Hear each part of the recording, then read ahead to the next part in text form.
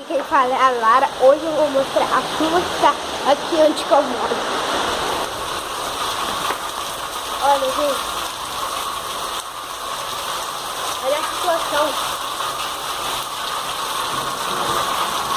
Eu não posso muito na frente. Viu? Então eu vou mostrar a da Pira.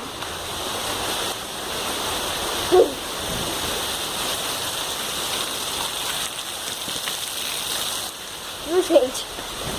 Vou mostrar lá de novo. Vocês verem. Eu tenho que correr porque é muito perigoso.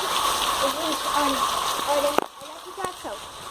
Meu celular tá encharcado, mas eu tô gravando pra vocês.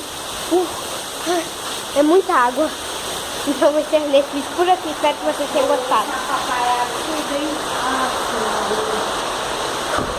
Ai, gente. Ai. Vou mostrar só mais uma parte de novo pra vocês. É muita água. É muita água. Tchau, gente. Ai.